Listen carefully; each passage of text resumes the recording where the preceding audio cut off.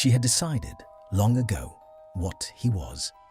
2 years after the war, she read his name in a Muggle newspaper, and the page trembled in her hand. One reason to hate, one to love. The same man.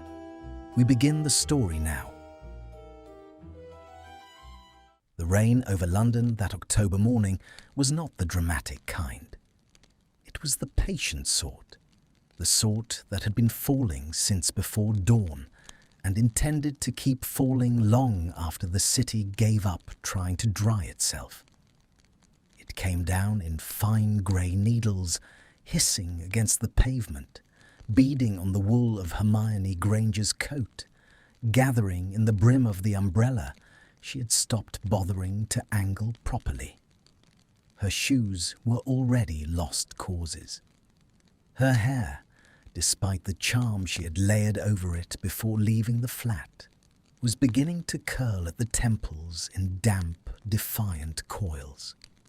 She turned the corner onto Marchmont Street and pushed open the door of the small coffee shop, wedged between a bookbinder's and a shuttered tailor. The bell above the door gave a tired chime. Warm air met her, smelling of scorched milk and cardamom and the wet wool of other people's coats. She unbuttoned the top of her own and breathed in. The ministry briefing was at 9. She had 22 minutes. She ordered without looking up from the chalkboard. Black coffee, no sugar, the way she had drunk it since the war, since sweet things had begun to taste like a memory she did not want, and stood off to the side by the window while the barista did something elaborate with steam. The glass was fogged. Outside, a woman in a yellow mackintosh walked a small dog past the door and did not look in. On the narrow shelf beneath the window, someone had left a folded newspaper, a Muggle paper. The Guardian by the masthead, the front page already softened by the damp from someone's gloved hands. Hermione, who had developed in the years since the war a particular habit of reading whatever was nearest to her hands rather than letting her mind wander, picked it up. She flipped past the politics, past the weather, past a column about a chef in Borough Market who had begun fermenting his own vinegars. On page 3, she stopped. The photograph was not large. It sat in the lower left corner, perhaps 3 inches wide. Grainy, the way Muggle press photographs sometimes were when they had been taken with whatever camera happened to be present, by whatever bystander had thought to lift it. The image showed a stretcher being lifted into the back of an ambulance. The figure on the stretcher was turned half away from the lens. A man, long, lean, dark coat soaked through to the lining. One arm flung outward, fingers slack. His face was not visible, only the jaw, the line of it, and a strand of pale hair plastered wet against his temple. The headline above the photograph read, "Stranger pulls child from van's path in Russell Square."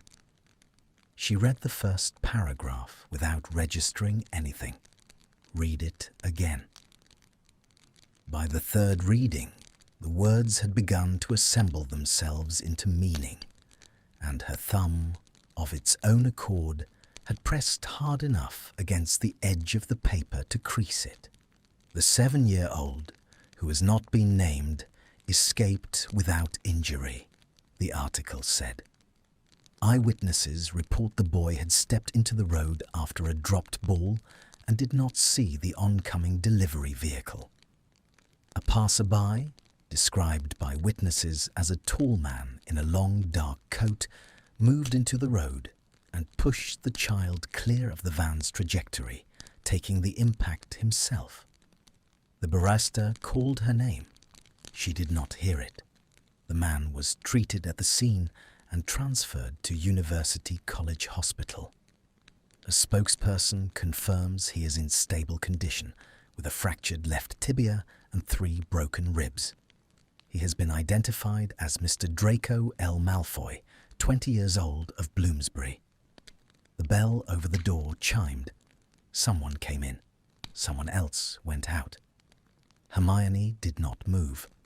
She read the paragraph a 4th time. The name did not change. The middle initial did not change. The age did not change. 20. They were both 20. She had forgotten that. She had not thought about him for long enough to forget that. The coffee, when it was put into her hand, was already cooling. She held it without drinking. The paper, still open to page 3, hung from her other hand at her side. The photograph was facing her thigh now, the wet plaster of his hair against his temple turned away from her sight. She could not have explained why, but she felt that if she looked at the picture again, something in her chest was going to crack along a fault line she had spent 2 years pretending was not there. She made herself look. A long arm, a loose hand, a jaw she would have known in any photograph, on any street, in any light. The way the bones sat under the skin, the set of the mouth, even slack, even half-turned. There were not many faces she had spent more time staring at across a classroom. There were not many faces she had spent more time hating. Outside, the rain continued without urgency. She paid for the coffee she had not drunk. She folded the paper and tucked it under her arm. She walked out of the shop, and she walked past the ministry visitors' entrance, and she walked past the alley where she ordinarily apparated, and she kept walking because her body had decided something before her mind had finished arguing about it. People died because of him. This was the sentence that arrived first, fully formed, the way a spell arrived when there was no time to think. People died because of him. He let them in. He stood at the top of that tower and he lowered his wand and he let them in. And Bill Weasley still has scars across his face. And Lavender Brown is buried in a churchyard in Devon. And the man who killed her did it because Draco Malfoy unlocked a door. She walked. The rain found the gap between her collar and her scarf. And so what? The sentence continued. The same voice, harder now. And so what if he stepped into a road for a child? So what? Brave men do brave things. Cowards occasionally do brave things. It does not undo. It does not unbury. It does not unscar. She passed a postbox. She did not see it. A child, said another voice, quieter, the one she did not want to hear. A child he did not know. A Muggle child. A child whose name he still does not know. She stopped walking. She was standing, she realized, in the middle of a small square she did not remember entering. A church on one side, brick the colour of old tea. A bench under a plane tree, its leaves yellowing, the wet of them gone almost copper in the rain. She sat down on the bench without deciding to. She opened the paper again. She read the article from the beginning, all of it this time. The witness who had said he didn't even hesitate, he just went. The driver of the van, weeping into a handkerchief, saying he had not seen the boy. He had not seen anything until the man was already in the road. The mother of the child, who had been across the square buying flowers, who had turned at the sound and seen a stranger lifting her son out of the path of a vehicle that had not yet stopped. He didn't even hesitate. Hermione closed her eyes. She saw the 7th floor of the castle. She saw the astronomy tower from below, the green light against the stones. She saw Lavender Brown's hand, palm up on the marble of the staircase, fingers slightly curled, as if she had been reaching for something. She had been 17. They had all been 17. She saw, against her will, a different image. A boy of 16 with his back against a wall and his wand wavering in his hand and his face the colour of bone. A boy who had not, in the end, brought the wand down. A boy who had been weeping when Dumbledore offered him a way out, and who had not been able, in that single moment of his life, to take it. She did not want to think about that boy. She had spent 2 years not thinking about that boy. She had decided, in the months after the trials, that the boy on the tower was a fiction she had constructed to make the rest of it bearable, and that the real Draco Malfoy was the one in the corridors before the war, the sneer, the slur, the laughter at her expense. The other one, the trembling one, had been a trick of the light. But the man in the photograph had not hesitated. The rain ran along the brim of her hat and dripped onto the paper, blurring the ink at the edge of the column. She thought, with a clarity that frightened her, "He is doing now what he could not do then." The thought arrived without permission.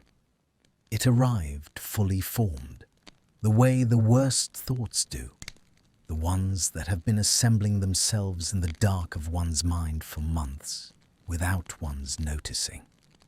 He was doing now what he could not do then. He was stepping into the road. He was lowering his shoulder against a moving vehicle. He was breaking his bones for a stranger because he had not, when it mattered, broken anything of his own for the people he should have protected. She did not want this thought. She did not want it because it was generous, and she had not given herself permission to be generous about him. She did not want it because if it was true, if he was doing now what he could not do then the question of what he was became more complicated than she had allowed it to be for 2 years, and she had built a great deal on that simplicity. She had built her peace on it. She folded the paper. She folded it again. She tucked it inside her coat, against the lining, where the ink would surely bleed onto the wool and ruin it. She did not care. She looked up. The rain was easing, only slightly. The plane tree above her shed a fat drop onto the back of her hand, and she watched it slide down her knuckle and fall into the dark of her sleeve. University College Hospital, Bloomsbury, 12 minutes' walk from where she was sitting. She stood up. She did not, she told herself, intend to go there. She intended to walk back to the ministry. She was already 40 minutes late for the briefing. Kingsley would be furious in his particular quiet way, the way that involved a single raised eyebrow and a memo by the end of the day. And she had a reparations draft to defend, and a witness statement to file, and a meeting with the Goblin liaison at 11 that could not be moved. And there was no version of this morning in which she went to a Muggle hospital to look at a man she had decided 2 years ago was beyond the reach of her sympathy. She turned left out of the square. The hospital was 12 minutes' walk to the north. She walked north. She did not go in. She walked the length of the hospital's facade twice. The long, pale frontage on Euston Road, the glass doors sliding open and closed for other people, for a man with a bouquet wrapped in cellophane, for a woman pushing a wheelchair, for a porter in green scrubs who lit a cigarette the moment he was outside and drew on it like a man surfacing from underwater. Hermione walked past them all. The third time she reached the corner, she turned and crossed the road and stood beneath the awning of a chemist's shop opposite. And she watched the doors of the hospital from there, as though distance might make the question easier. It did not make the question easier. She went home. She did not tell anyone where she had been. She told Kingsley by memo that she had been unwell. He sent back a single line. "Take the day, Granger." And she sat at her kitchen table in her damp coat until the light failed and the rain began again, and she had still not removed the newspaper from inside her coat. She did not go to the hospital the next day either, though she walked past the building on her lunch hour and stood for 11 minutes on the pavement opposite, watching the revolving door. On the third day, she crossed the road. She told herself as she stepped into the lobby that she was not going to see him. She was going to confirm that he existed, that the photograph had not been a fabrication of her own grief-fogged mind, that the article had not been some elaborate piece of journalism gone wrong, some confusion of names, some other Malfoy. Though there were no other Malfoys, of course, not anymore, not in the way that mattered. She was going to the reception desk to ask, in the most neutral voice she could manage, whether a patient of that name was admitted to the ward. She was going to nod once at whatever the receptionist told her. She was going to leave. The lobby smelled of disinfectant and the faint suite of bouquets going past their last day. The floor was the colour of wet stone. A child sat on a row of orange plastic chairs, swinging her legs, kicking the heel of one trainer against the metal leg of the seat in a slow, rhythmic clang that no one was correcting. Hermione stood in the queue for the reception desk and rehearsed the sentence in her head, and then, when she was 3 places from the front, stepped sideways out of the queue and walked toward the lifts. She did not know the ward number. She did not know the floor.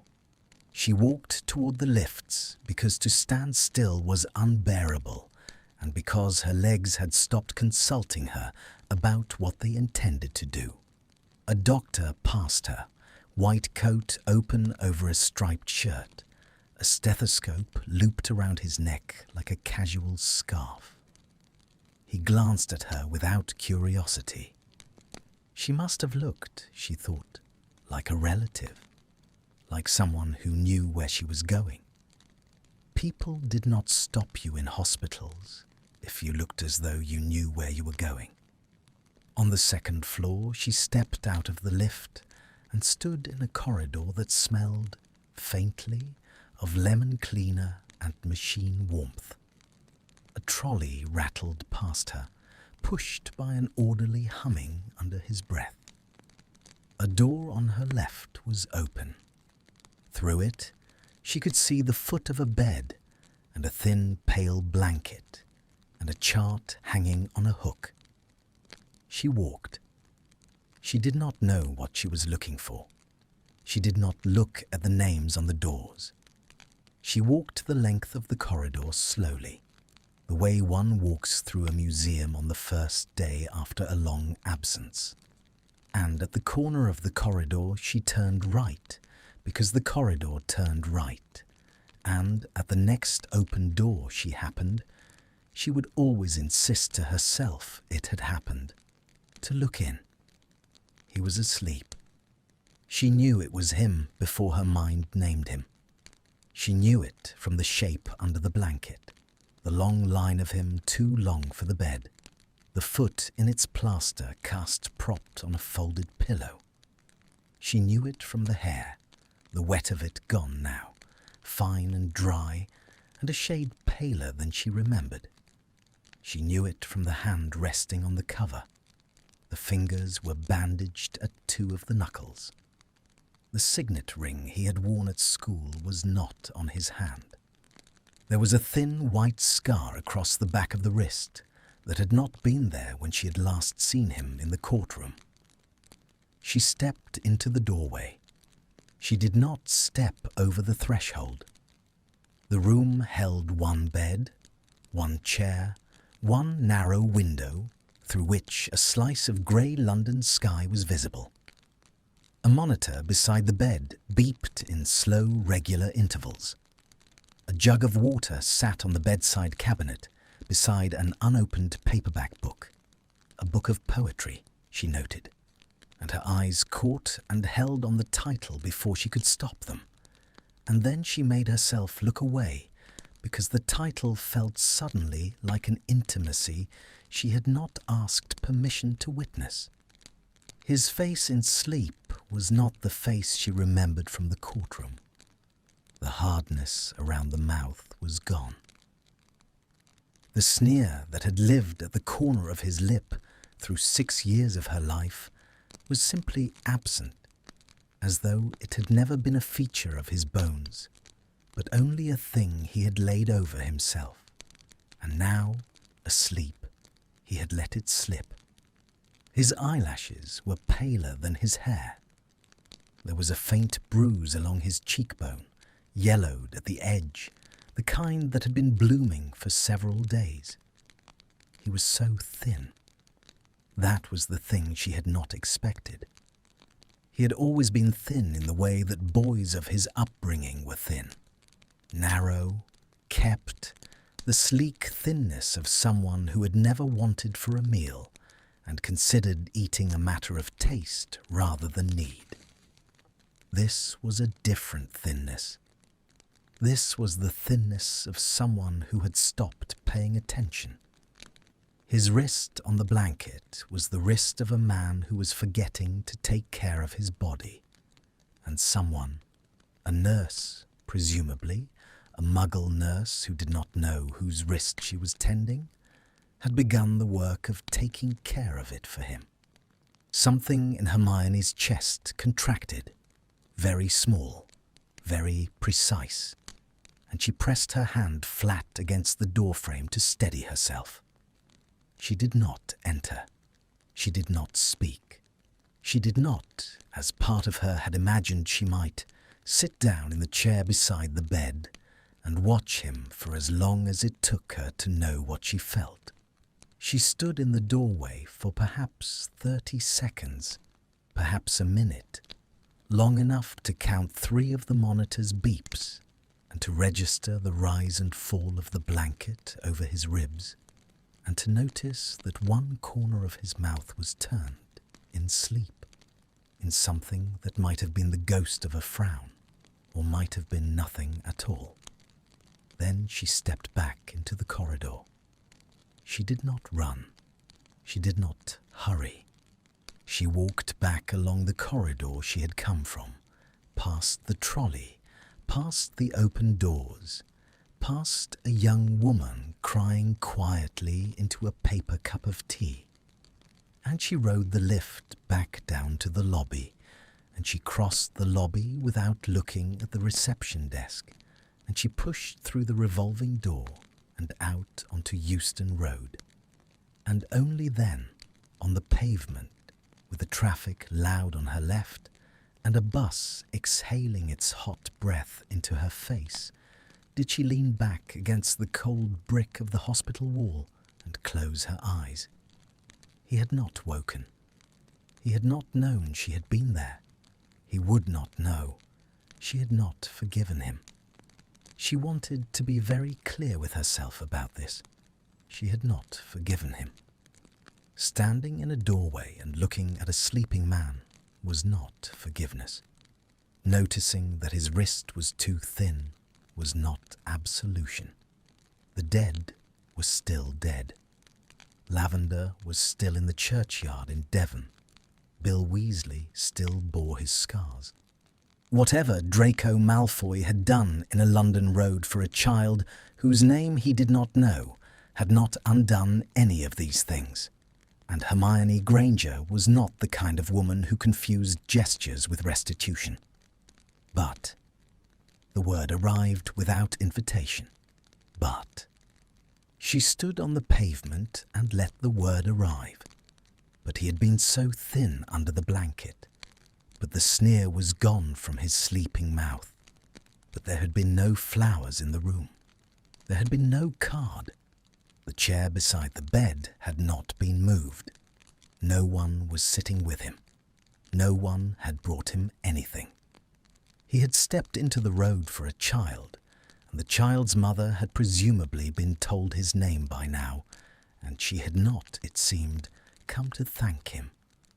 Or she had come, and she had not stayed. Or she had come and stayed an hour and left, and that had been the only chair warmth the room had known. He was alone. This thought, more than the photograph, more than the article, more than the look of him asleep, was the thing that opened the small fissure in her she had been guarding for 2 years. He was alone in a Muggle hospital, and no one was coming. His mother. She did not know where his mother was. His father was in Azkaban. The boys he had moved through Hogwarts with had scattered, the ones who had survived, and were not the sort, she suspected, to sit in hospital chairs. There was no one. He had stepped into a road for a stranger, and now he was lying alone in a room with a paperback he could not yet sit up to read. And the monitor was beeping, and somewhere in London, she, Hermione Granger, was standing against a wall with her eyes shut, refusing to be the person who came back upstairs. She did not go back upstairs. She walked instead to the ministry. She filed her witness statement. She defended her reparations draft. She sat through the Goblin liaison and took notes that she would, later in her flat, find she had not actually written. The page would be a series of looping spirals, like the way one drew when one was thinking about something else. She went home. She heated a tin of soup and did not eat it. She sat on the floor in front of her cold fireplace and pulled the newspaper out from inside her coat, where it had been all day, and she unfolded it and read the article one more time, and then she folded it back up and put it in the drawer of her writing desk beneath the unanswered letters, and she shut the drawer. She did not go to the hospital again. She walked past it once on her way to a meeting in Camden the following week. The window of his room, she had calculated, would be on the side away from the road. She did not look up to see if a light was on. She kept walking.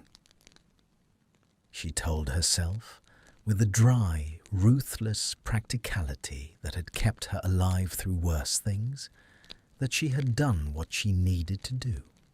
She had confirmed. He existed. He had survived. There was nothing further required of her, and there was certainly nothing further she required of him. She told herself this for 6 weeks. She almost believed it. And then, on a Tuesday afternoon in late November, in a bookshop in Bloomsbury that she had been visiting once a fortnight for nearly a year, she reached up to the top shelf for a volume of poetry she had been meaning to buy, and a hand on a crutch came into her peripheral vision, and a quiet voice she had not heard in 2 years said, very low, very even, "Excuse me, I think we're after the same book." Her hand did not finish closing around the spine of the book. It stayed where it was, mid-reach, the fingers extended, the cuff of her coat falling back from her wrist by an inch. She did not turn. She heard him breathe in, shallowly, the way a man breathed when his ribs had not yet entirely forgiven him. And she heard the soft rubber tip of a crutch ease itself onto the floorboards beside her right boot. The shop smelled as it always smelled, of old paper and beeswax, and the faint cold of a draught that came down the chimney of the unlit fireplace at the back. The bell over the door had stopped chiming several seconds ago. She had not heard it. He must have been inside already when she came in. She turned her head. He was standing perhaps 18 inches from her elbow. He had not, she noticed at once, fully recovered. The crutch under his left arm was taking real weight. The cast on his leg was gone, replaced by a brace she could see at the ankle where his trouser cuff had ridden up, and the leg itself was being kept slightly off the floor, the toe of the shoe brushing the boards rather than pressing into them. His coat was dark, well cut, but not new. The wool had the soft nap of a garment that had been worn through more than one winter. He was paler than he had been even in the hospital bed. The bruise on his cheekbone was gone. In its place was nothing, only the bone. She did not speak. She could not, in the first instant, locate the shape of any sentence she might say. He did not press. He had said his sentence, the small, ordinary sentence about the book, and he was waiting now with what she recognized as the patience of a man who had spent 2 years learning not to take up more space than he had been granted. His eyes, she had forgotten the exact grey of them, or perhaps had never let herself remember, were not meeting hers directly. They were resting on the shelf, on the gap her uplifted hand had been about to fill, as though by not looking at her face he could make the moment slightly less of an intrusion on whatever afternoon she'd been planning to have. She lowered her hand. She let it close at her side. "Which one?" she said, and was surprised by the steadiness of her own voice. It was not warm. It was not cold. It was the voice she used in court when she was reading a clause aloud for the record. "Which book?" "The Bishop," he said very quietly.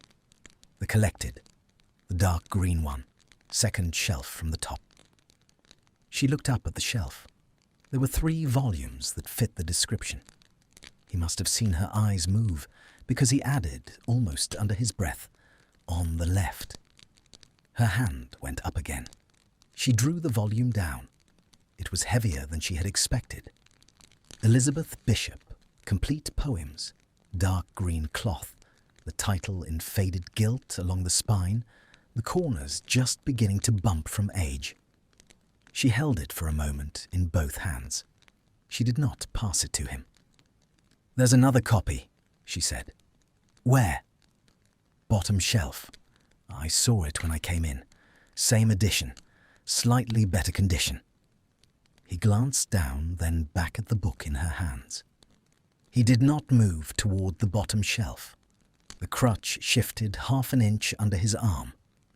"You were reaching for this one." "I was." "Then you should have it." She looked at him, properly for the first time. His eyes met hers and did not slide away. There was nothing in them she could immediately name. Not the old contempt, not pleading, not even the careful neutrality of strangers in a shop. It was a kind of attentiveness, very still, as though he were watching her from a long way off and had decided not to come any closer unless invited. She held the book out to him. He did not reach for it at once. The crutch was on his left side. To take the book, he would have to free his right hand, which was currently resting on the brass railing that ran along the front of the shelf, holding him steady. He looked at the book. He looked at his own hand on the railing. Some calculation passed across his face. Not embarrassment exactly. Something more practical. The arithmetic of a body that had stopped doing what it used to do without thinking. She took a step closer before she had decided to, and set the book gently on the small wheeled trolley that the shop kept at the end of the aisle for customers building stacks. "There," she said. "It's not in either of our hands now. You can pick it up when you're ready." A muscle moved at the corner of his mouth. It was not quite a smile. It was the place a smile would have been 2 years ago, in a different life, on a different face. "Thank you," he said. She nodded. She turned fully to face him. She did not move closer. The distance between them was perhaps 2 feet. The aisle was narrow. A woman in a red beret edged past them with a murmured, "Sorry," and they both shifted a half step to let her through, and when the woman was gone, the space had somehow grown smaller rather than larger. "You're walking," Hermione said, "after a fashion." "How long since the—" She stopped herself. She did not want to say accident. It had not been an accident. He had stepped into the road. She did not want to say incident either, because that was the word she used in reports, and she did not want to use it on him. She let the sentence fall away. He understood. He always had been quick at understanding things one had not finished saying. 7 weeks tomorrow, he said. The legs slower than they thought. The ribs were the easier of the two, in the end. "The ribs," she said, and her own voice surprised her by being almost ordinary, "were 3. His eyes sharpened very slightly. "Yes, I read the article." "Ah." There was a small silence. Outside the shop, a bus went past with a sigh of brakes. The bookseller, behind his desk at the far end of the room, turned a page of his own book without looking up. There were perhaps 4 other customers in the shop, none of them within 10 feet. "I imagine a great many people read the article," Draco said after a moment. The tone was not bitter. It was nearly conversational. It ran for a week. "I'm told the Mail tried to find a former classmate willing to give a quote. I'm told no one obliged." No one. No one they could find in Muggle London on short notice. "Ah," she said, and the syllable came out drier than she had meant. He looked at her then. The full look. She felt it the way one felt the air change before a storm. Not a thing one saw so much as a small shift of pressure inside the chest. "Granger," he said, the first time he had used her name. He said it without inflection, as one might say a word in a language one was learning to pronounce correctly. "I am not going to ask you what you're doing here. I assume you come here. You have the look of someone who comes here. I came in because I have been coming in once a week since they let me out of hospital, and the man behind the desk holds books for me. I would not have come in if I had known. I'm sorry to have—" "Don't." The word came out faster than she had meant. She watched his face go still. "Don't apologize for being in a bookshop," she said, more quietly.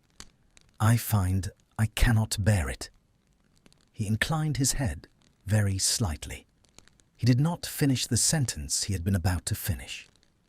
He did not press. The hand on the brass railing relaxed, and his weight settled more firmly on the crutch, and he was, she realized, taking a great deal of care not to occupy any more of the aisle than his body strictly required. "Was it your book?" she said, because the silence had begun to want filling. "That you came for? The bishop?" "Yes." "You read poetry?" "I have come to." "Recently?" "Recently." She looked at him. She did not ask the question that wanted asking, which was why, because the answer to that question would unmake the careful composure of the afternoon, and she did not yet know what she would put in its place.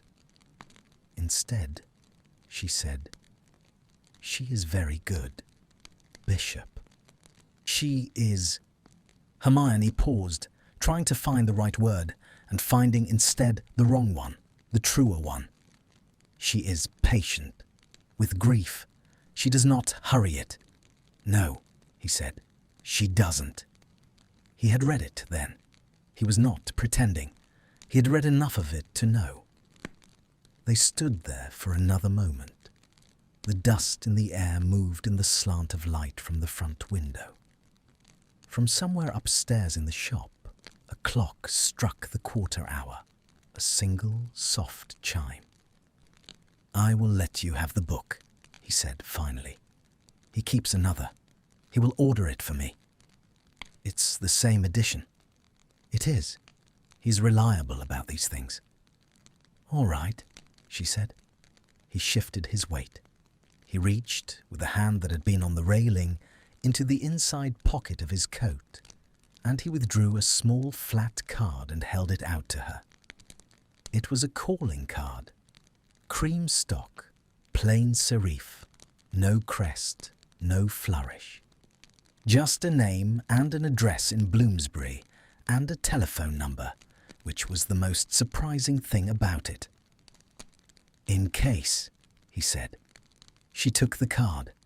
It was warm from the inside of his coat. The edge of it touched her thumb, and her thumb registered the warmth before her mind did. "In case of what?" she said. "In case there is ever anything you wish to say to me. I do not assume there will be. I am not asking you to. There was a moment once when I would have given a great deal to know how to reach you, and I did not. He stopped. He had been about to say something else. She watched him decide, with visible deliberation, not to say it. "All right," she said again. Her voice was very low. She tucked the card into the inside pocket of her own coat. He nodded once and turned slowly on the crutch. He was halfway to the end of the aisle before she found her voice again. "Malfoy." He stopped. He did not turn around at once. He held very still, in the way of a man who has been called by his name in a tone he is not certain how to interpret, and is granting the speaker the courtesy of one further breath in which to decide what came next. "The child," she said. "The boy in the road. Do you know his name now?" A pause. A long one. "Yes," he said. "Will you tell me?" He turned his head, not his whole body, only the head, so that he was looking at her over his shoulder, his face half in the light from the window, and half in the soft dim of the aisle. "Thomas," he said. "His name is Thomas." Then he turned back, and he walked, with the patient, slow rhythm of the crutch, the rest of the way to the front of the shop, where the bookseller looked up at last and nodded at him. And Draco Malfoy stepped out into the November afternoon without looking back, and the bell over the door gave its small worn chime, and Hermione Granger stood alone in the aisle with a dark green book of Elizabeth Bishop's poems on the trolley beside her, and a calling card warming against her ribs the inside of her coat. She did not write to him for 9 days. This was not, she told herself, a question of indecision. It was a question of correctness. There was a right form for a letter of this kind, and she did not yet know what it was. She had drafted, by the end of the first evening, 3 openings on 3 separate sheets of writing paper, and she had burned all 3 in the small grate of her flat with a flick of her wand, and watched the ash curl up the flue. And she had told herself that she was being prudent and not cowardly, and the distinction had held more or less until the second evening. On the second evening, She wrote the whole letter through. It came out of her in one sitting at the kitchen table in green ink, because the green ink was what was nearest. And she did not pause to choose her words, because choosing her words was the thing that had stopped her on the first night. And she had decided today that she would not stop. She wrote 4 sides. She wrote about lavender by name. She wrote about the astronomy tower in detail she had not permitted herself to articulate aloud since the war. She wrote about the dead, and she wrote about Bill Weasley's face. And she wrote that she had read the article twice in the coffee shop and a third time on a bench under a plane tree, and that she had walked past the hospital 3 times before she went in, and that she had stood in his doorway and watched him sleep for a minute that had felt like a great deal longer, and that he had been too thin, and that she was angry about how thin he had been, although she could not, for the life of her, explain to him or to herself why. She wrote, "I do not forgive you." She wrote, "I do not know what I think of you. I have not known for 2 years. I had decided not to think of you at all, which is its own form of knowing, I suppose, and yours is the only name I have given that treatment to." She wrote, "I want you to tell me why you stepped into the road." She wrote, "I want you to tell me why you opened the door." She wrote, "Do not answer either of these questions if your answer is going to be a clever one. I will not bear cleverness from you on this subject. I would rather you said nothing." She signed it. She blotted it. She folded it into the envelope. She wrote his name on the front and the address from the calling card beneath it. She walked across the room to the door of her flat with the envelope in her hand. She stopped at the door. She stood there for perhaps a minute and a half. Then she walked back across the room and laid the envelope in the drawer of her writing desk, on top of the unanswered letters, on top of the folded newspaper, and she shut the drawer and she went to bed. It stayed in the drawer. On the 7th day, his letter came. It came by the ordinary morning post, through the slot in her front door, dropping onto the mat with the gas bill and a ministry circular about flu network maintenance. She knew it before she picked it up. The handwriting on the envelope was a hand she had seen on essays passed forward through rows of desks for 6 years. It had changed. It had got smaller, more contained, the loops of the letters tighter, as though the writer had been trying to take up less of the page. But it was unmistakably his. She did not open it at the door. She took it into the kitchen and set it on the table and sat down in front of it and looked at it for a long moment, the way one might look at a sealed envelope from a solicitor, with the foreknowledge that whatever was inside could not be unread once it had been read. She made tea. She drank half of it. She slit the envelope with her wand. It was a single sheet. The paper was good, heavy, faintly ridged, the cream of old ivory. The handwriting filled rather less than half of it.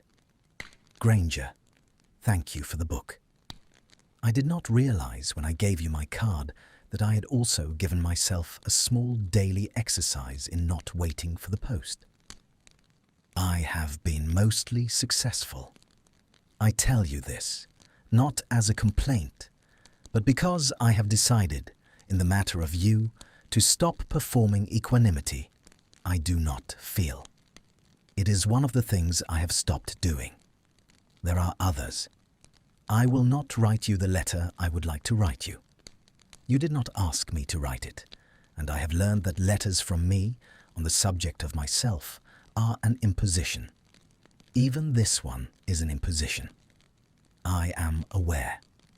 I will say only, there is a poem in the bishop. One art. You will know it.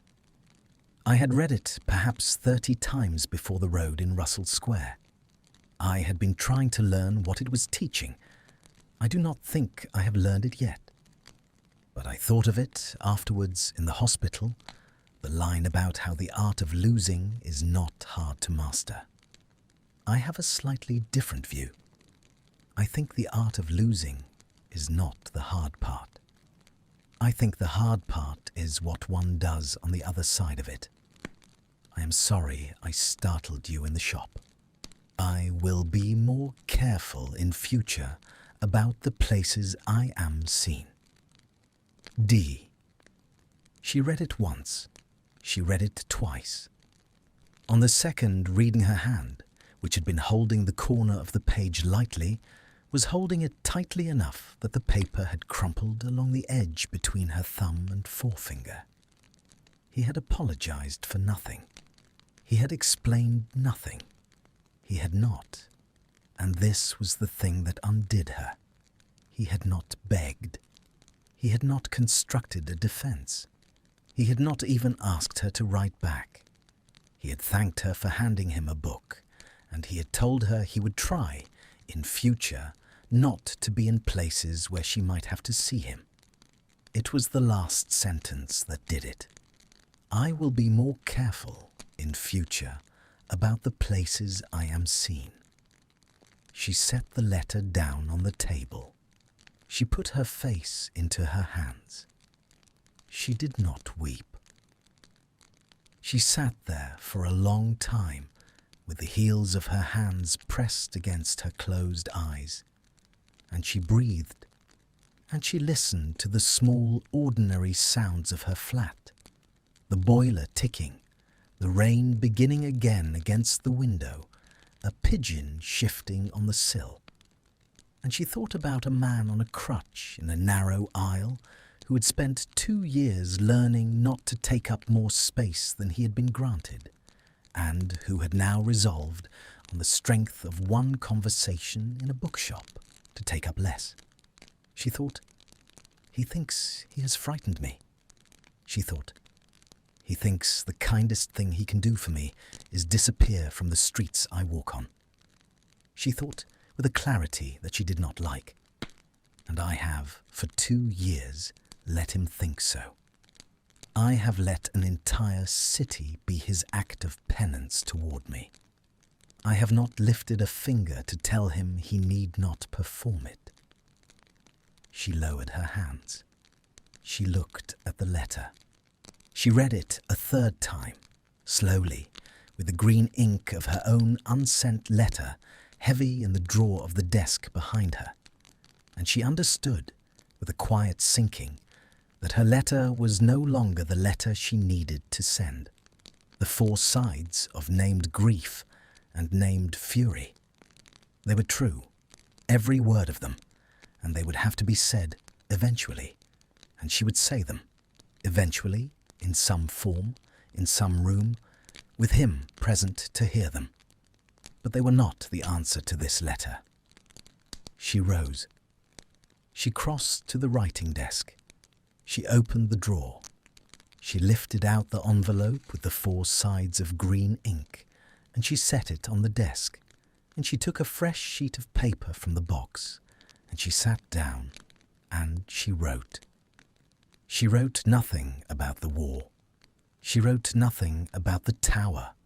She wrote nothing about the hospital or the doorway or the minute she had stood watching him sleep. She wrote, Malfoy, be in the places you would have been. Do not arrange your life around the possibility of me passing through it. I am not, at present, a person you owe a smaller footprint to. Whatever else may be the case between us, that is not. I read the poem. I have known it for years. I do not, in fact, agree with her either. The art of losing is precisely as hard as she says it is, and the line is a trick. She's performing the very thing she claims is easy, and the performance is the proof of how it is not. I have always loved her for that, and resented her for it in equal measure. I suspect you may have too. If you should happen to be in the bookshop on a Tuesday afternoon, I should not be sorry to see you there. H.G. She read it through. She did not soften any of it. She did not add a postscript. She folded it. She addressed the envelope. She walked it, herself, that afternoon, through a thin drizzle to the postbox at the corner of her street, and she stood for a moment with her gloved hand inside the slot, the envelope held against the resistance of the metal flap, and then she let it go. She did not, when she walked back, feel relieved. She did not feel resolved. She felt, and this was a sensation she had not allowed herself in 2 years on this subject, interested. Interested in what would happen next. Interested in what he would do with the sentence she had given him, the small permission folded into ordinary syntax, the line about Tuesday afternoons that she had set down as though it were a fact about the weather. She walked home through the drizzle with her collar turned up and her hands in her pockets, and the small interest in her chest was warm and small and worrying, and she did not, for once, attempt to put it out. It was 3 days before his reply came.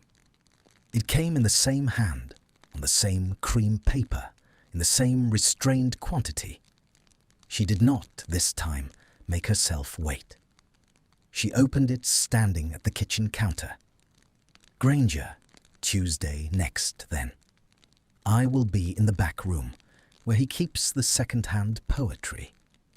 He has held a book for me. I have been told that if I do not collect it by the end of the month, he will sell it to a man in Highgate who has been asking for it, which I take to be the bookseller's version of duress. I have stopped, since your letter, performing the arrangement of my life around the possibility of you passing through it. I will tell you, since you have asked me to tell you, that this has been, in 3 days, more difficult than the 7 weeks of the leg. I tell you this not to put any weight on you. I tell you because I have committed in the matter of you to stop performing equanimity I do not feel. D. She read it once. She set it down. She turned to the window. The drizzle had thickened into rain. She watched it slide along the pane in long, considered lines, and she thought, with no clearness at all about what the thought meant or where it would take her. Tuesday, then. She lifted the letter again and read the middle sentence a second time, and the small interest in her chest did not warm. It tightened instead into something that had begun, against her will and against her better judgment, to resemble the early shape of something else. Tuesday came in under a low sky, the colour of pewter. By 2 o'clock the rain had stopped, but the pavements held the wet of it in a dark mirrored shine, and the plane trees along the squares were dripping with the slow patience of trees that knew the air was not yet finished with weather. Hermione walked the short distance from the Flue Point in Russell Square, through that quiet, wet brightness, her gloves in her pocket, her hands cold, and she did not, this time, allow herself to rehearse anything. She had spent 2 days rehearsing. She had reached the end of what rehearsal could do. The bell over the bookshop door chimed. The bookseller looked up, recognized her, and inclined his head in the small, precise nod he reserved for regulars. He did not say anything. He did not need to. His eyes moved briefly toward the back room. Then they returned to his ledger. She walked the length of the shop. The aisle of poetry ran along the back wall, and the back room, really only a half room, the partition not quite reaching the ceiling, opened off it through a low archway. The light in there was different. A single tall window faced a brick wall, and the brick threw the daylight back grey and soft, and the lamp on the small reading table in the corner was lit, a green-shaded brass thing that cast a circle of warmer light onto the wood. He was sitting at the table. He had a book open in front of him, and a second book unopened beside his elbow. The crutch was leaning against the wall behind his chair. He looked up the moment she stepped through the archway, and he set the book down at once, and he made a movement that was the beginning of standing before his body remembered itself, and he stopped. "Don't," she said quickly. "Please." He sank back into the chair. There was the smallest twist at the corner of his mouth. Not quite a smile, only the recognition of his own habit of courtesy and of how slowly his body was forgiving it. "Granger. Malfoy." She crossed the room and sat down in the second chair opposite him, with the table between them. She unbuttoned her coat but did not remove it. She set her gloves on the corner of the table. He watched her do these things without remark, the way one watched a guest settle in a room one had already been sitting in for some time. "You are early," he said. "I am on time. You are early. I am usually here at this hour. I told you. He holds books for me." "And does he hold a chair for you as well?" "Apparently." The faintest exchange of something, not warmth exactly, but the small permission to speak lightly, passed between them and settled. She let her hands rest on the wood.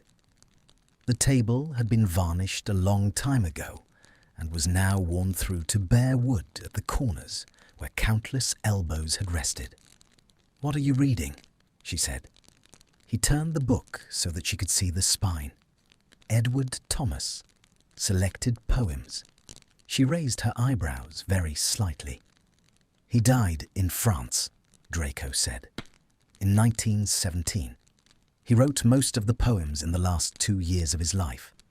He had been a prose writer before that, a reviewer.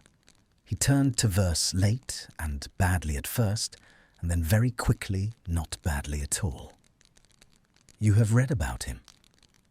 "I have read everything in this shop about him." "There is a great deal in this shop about him." "I know." She looked at the book. She did not pick it up. She said after a moment, "Shall we walk?" He glanced at the window, the wet brick beyond it, the soft grey of the afternoon that was, as the afternoons did at this time of year, already beginning to lean toward evening. Then he looked back at her. "Yes," he said. He stood, with the help of the crutch and the edge of the table, and a small, careful breath that he took before he put weight on the leg. She did not offer him a hand. She had already understood from the bookshop on the first day that he was working out his own arithmetic with his body, and that the kindness of offering a hand might not be a kindness at this stage. He nodded at her, as though acknowledging the courtesy of her not offering. He left the second book on the table. The bookseller, as they passed the desk, said, "I'll keep it for you," without looking up, and Draco said, "Thank you, John," and the bell over the door gave its small worn chime as they stepped out into Bloomsbury. They walked slowly. They walked, by unspoken agreement, north and east toward the railings of the British Museum, and then around them rather than through, because the courtyard would be too crowded and the reading room too loud with footsteps. They passed a square Hermione did not know the name of, a small one, with a bench under a chestnut tree, and they did not sit. They kept walking. He set the pace, and she matched it without remark. The crutch made a soft rubber tap against the wet pavement every 2 strides. A bus passed on a side road with its lights already on, although it was not yet 4 o'clock. For perhaps the first 10 minutes they did not speak. It was not a difficult silence. It was the silence of 2 people who had agreed, without discussing it, that they would let the air come in before any words did. It was he who spoke first. "His name is Thomas Okafor," he said. "The boy. His mother is a nurse. His father drives a bus on the 73 route. They live in a flat in Bloomsbury, 2 streets over from mine. The mother, she came to the hospital the day after. She brought him with her. She wanted him to see that I was alive. She wanted him not to carry the picture in his head of a man going under a van for him." Hermione listened. She did not interrupt. "He was very quiet," Draco said. "He stood at the foot of the bed. He looked at me as though he were checking sums. Then he said, 'I remember this exactly.' He said, 'Are your bones broken because of me?' And I said, 'Some of them. They will mend.' And he said, 'Will you have to go to the hospital again?' And I said, 'Only to be looked at, not to stay.' And he nodded, the way a small accountant nods when the figures come out right, and he said, 'I'm sorry about your bones.' And his mother began to cry, very quietly, with one hand over her mouth, and He stopped. The crutch went tap on the pavement. He let perhaps 3 more strides go by before he continued. "I had not been thanked for anything in 2 years, Granger. Not by anyone. Not for anything. I had not, I think, allowed myself to be thanked. It was the boy's sorry about your bones it was that, in particular, that I had not prepared for." She did not look at him directly. She kept her eyes on the wet pavement ahead. "And so, when you ask me, in the bookshop," he said, very low, "why I stepped into the road. Granger, I don't have a clean answer. I will not give you one. I saw the van. I saw the boy. I did not think. I do not believe, looking back, that there was a moment in which I weighed it. There was no moment. The body decided. I would like very much to claim that some moral apparatus was operating, that I had been preparing for 2 years to be a person who would do that the preparation paid off. I do not think that is true. I think I have been preparing for 2 years to be a different kind of person, and that man is not yet built, and a much older instinct than him is the one that took my legs into the road." "What instinct?" "I don't know how to name it. The instinct of not standing still when there was something to be done. I had stood still before, on the tower, in the manor drawing room, when—" He stopped. He did not finish that sentence. The crutch went tap. I had stood still in places where I should not have. I think the body, in Russell Square, remembered that it had stood still and refused to do it again, and moved before the mind could intervene. That is the closest I can come. They walked. They came to a railing. They followed the railing. A young man on a bicycle rang his bell, and they edged sideways and let him pass. And the gap of his passing put their shoulders nearly together for 2 strides, and then back apart, and the brief warmth on her left arm registered before she had given it permission to. "And the door," she said, after a long moment, "on the 7th floor." He did not answer at once. His pace did not change. The crutch tapped, tapped, tapped. They walked perhaps another 20 paces. "My mother," he said, finally.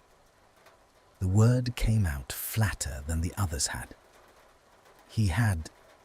They had. There was a particular conversation in the spring of that year in which it was made clear to me by people who were able to make such things clear that the cost of failing to open the door would not be paid by me, that my failing had become, in their bookkeeping, an arrangement that involved her body in particular and various refinements of injury that they were prepared to make to it. I was 16, Granger. I am not telling you this to soften it. I am telling you this because you asked me not to be clever, and the unclever answer is that I opened the door because they had explained to me in considerable detail what would be done to my mother if I did not. I do not consider this a defense. I consider it a fact. There were other things I might have done. I might have gone to Dumbledore at the start of the year. I might have gone to Snape sooner. I might have gone to anyone. I did not. I was 16 and frightened, and I had been raised by people who had taught me there were only 2 doors out of a room of that kind, and one of them was the door I opened. I have spent... He stopped walking then. He had stopped because his ribs were not, after all, entirely forgiven, and he had been speaking in longer breaths than his body could yet honour.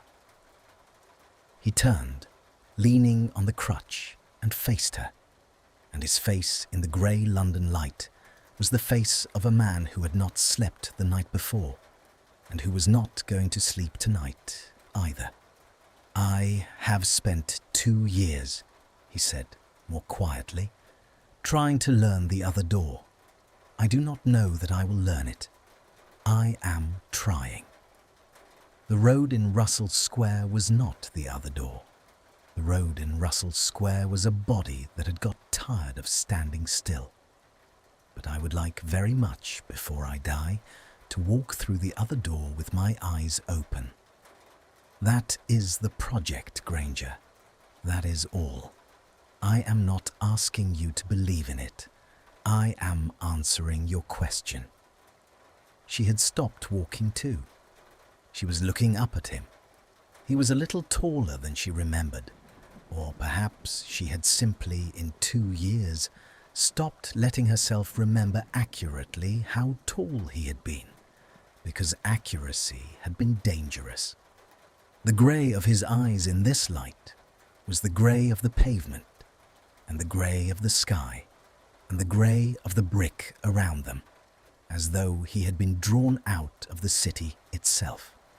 She did not say, "I forgive you."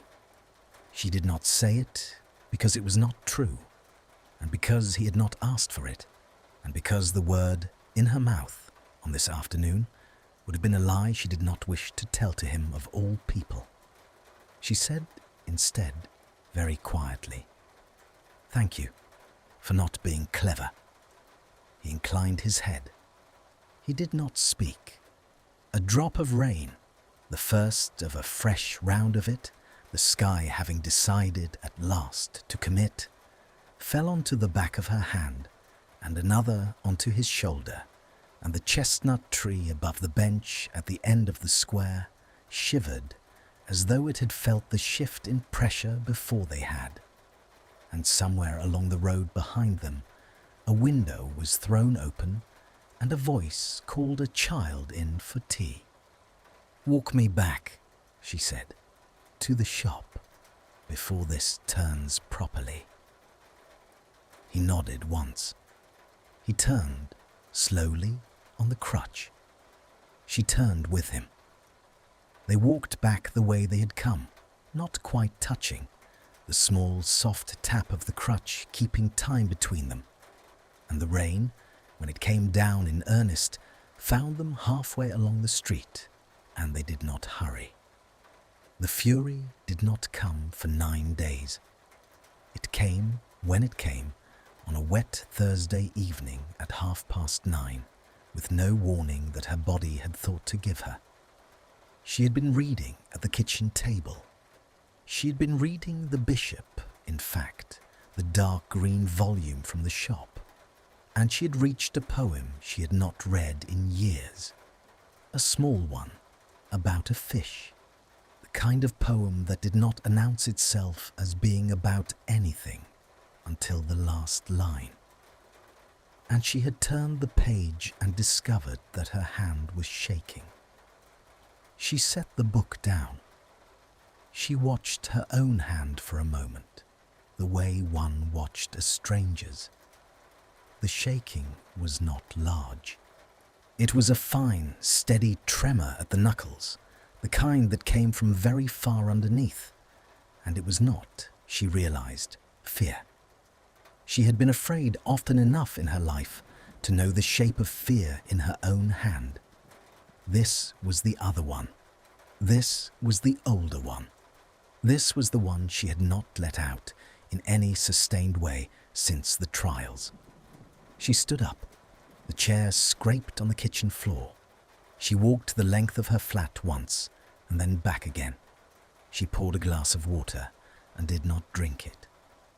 She thought with a kind of cold clarity about the conversation on the wet pavement, about the body decided, about there were only 2 doors out of a room of that kind, about I am answering your question, about the thank you she had given him, which had been true, and the silence after it, which had also been true, and the way the rain had found them on the walk back to the shop, and the small civilized goodbye at the door. His nod, her Tuesday, his Tuesday, her stepping out under the dripping awning and into the apparition point at the corner. She had been kind, she had been just, she had behaved on the wet pavement exactly as the better angel of her nature had asked her to behave. And the worse one, the one she had been pretending for 9 days did not exist, had been sitting at the bottom of her chest the entire time, perfectly patient, waiting for the kitchen and the green book and the small poem about the fish to give it permission. She crossed to the writing desk. She opened the drawer. The 4 sides of green ink were still there on top of the folded newspaper. She lifted them out. She did not read them. She did not need to. She knew what they said. She put on her coat. She did not bother with an umbrella. The rain had gone from showers to a thin, steady falling, the sort that would soak through anything within 10 minutes and could not be argued with. She tucked the green ink letter into the inside of her coat. She picked up her wand. She did not, even now, allow herself to think the word apparate.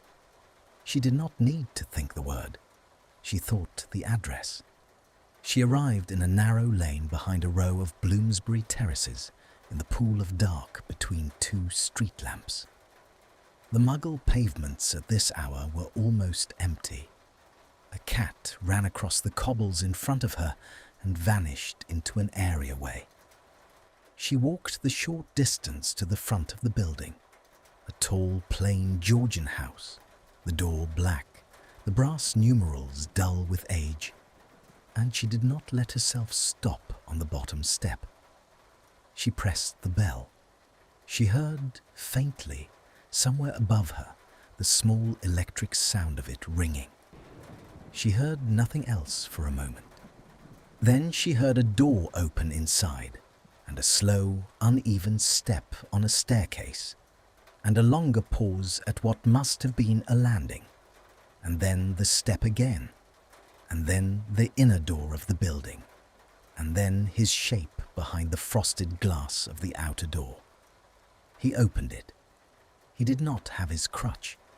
He had, instead, a stick, a plain dark walking stick with a worn brass top that he was leaning on with his left hand. He was in shirt sleeves. He had clearly been reading. One of his fingers was still marking a place in a book that he was holding loosely in his right hand. His hair was untidy. His face, when he registered who was standing on his step in the rain, went through 3 expressions in quick succession: surprise, then alarm, then a stillness she had begun to recognize as what he did with himself when he did not yet know what was required of him. "Granger, I need to come in," she said. "I need to come in, and I need to say a number of things, and I need you not to interrupt me until I have said them. May I come in?" He stepped back at once. "Of course." She crossed the threshold. He shut the door behind her, slowly, because the body still moved slowly. She did not take off her coat. The rain on her shoulders soaked through to the lining, and she did not care. He gestured toward the staircase. She climbed it ahead of him. She heard him follow, the slow, even tap of the stick on the wooden treads. And she did not slow down, because she could not, in this state, do the polite work of waiting for a wounded man on a stair, and because she suspected he would not have wanted her to. His flat was on the 1st floor. The door stood open. She walked through it. The room beyond was small and warm and entirely lined with books, proper Muggle bookshelves of plain pine packed too deep in places.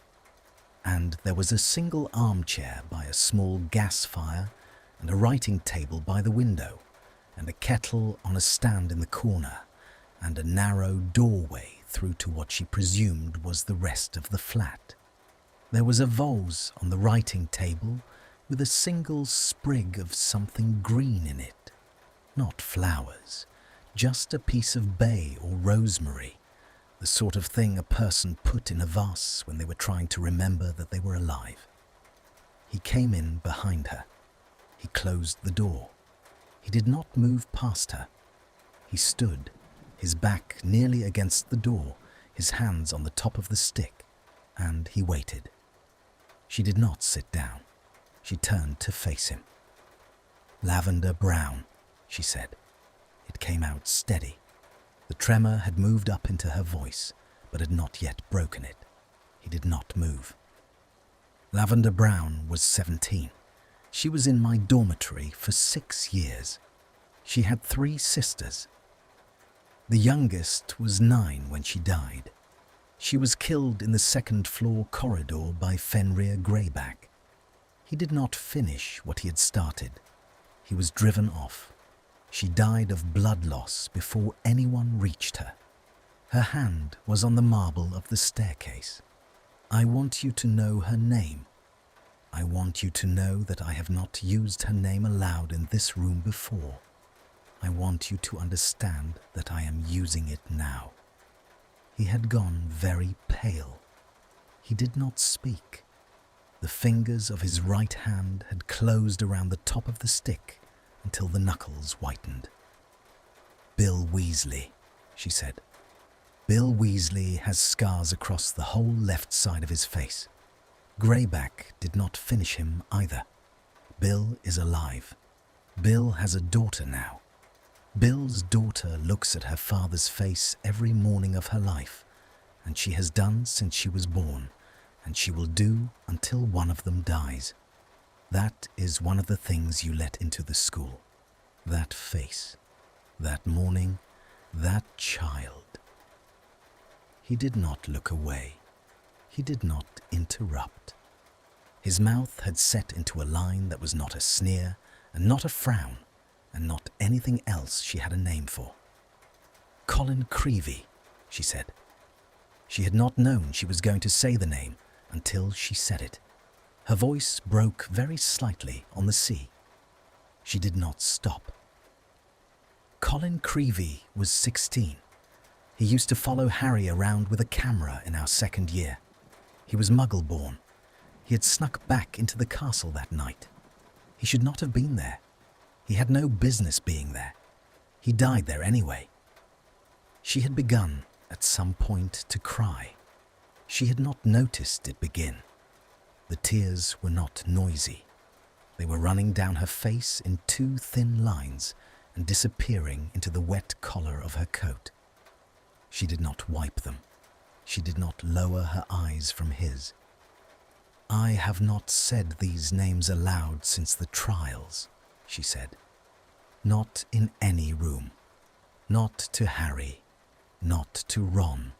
Not to my parents. Not in my own kitchen. I have carried them on the inside of my mouth like coins for 2 years, and I have not once spat them out, because spitting them out felt like an indecency to them, like a use of them, like making them serve a moment of mine when they had already served enough. And tonight I have spat them out, and I have spat them out at you. And I want you to know that, Malfoy. I want you to know that you have, between us, the only room in London where they have been said aloud." He did not speak. "You opened the door," she said. Her voice was thinner now, but she had not stopped. "You opened the door, and your reasons were the reasons of a frightened boy of 16 with a wand in his hand and a mother in another room. And I have heard those reasons now, and I have heard them from your mouth on a wet pavement in Bloomsbury, and I have heard them, and I have understood them. And I want you to know, Malfoy, I want you to know that the understanding does not bring them back. The understanding does not unbleed Lavender's hand on the staircase. The understanding does not unmake Bill's face. The understanding does not put Colin's camera back into his hand. The understanding lives in me, and they do not. And it is an obscenity that those should be the two things in me at the same time, the understanding and the absence. I do not know how to carry both." She stopped. She breathed. "I do not know," she said more quietly, "how to carry both. I came here to ask you to carry one of them for me. I came here to give you the rage and to keep the understanding, because the rage is too heavy and I cannot do it. I came here to put it down at your feet, because... She did not finish the sentence. She could not. Her hand had risen against her will to her own mouth. He moved then. He did not come toward her. He set the stick very carefully against the wall beside the door. He stayed where he was. He lowered his hands to his sides. He did this so that she understood at once he was not holding anything. He was unarmed. He was standing in his own room in front of her with his hands open, and his face had stayed exactly where it had been through everything she had said, which was not impassive, not at all, but had the particular stillness of a man who had decided, before she came in, that whatever was going to be said tonight, he would receive at full weight and not duck. "Granger," he said. His voice was rough at the edge of it. He cleared his throat very quietly. "You may put it down," he said. "You may put down whatever portion of it you wish to put down. I will hold what you give me. I will not ask you to forgive what I have not yet earned the right to be forgiven for. I will not ask you anything tonight. I will only... Granger, I will only say their names back to you, if you would like, so that they are said in this room twice." She drew in a breath. It came in unsteadily. She nodded once. "Lavender Brown," he said. He said it gently. "Bill Weasley, Colin Creevey." She closed her eyes. The tears, which had been quiet, broke at last into the kind of weeping that took her shoulders. She did not move from where she stood. He did not move from where he stood. The small gas fire ticked in its grate. The rain went on against the window. The vase with its sprig of green sat on the table between them like a small ordinary witness.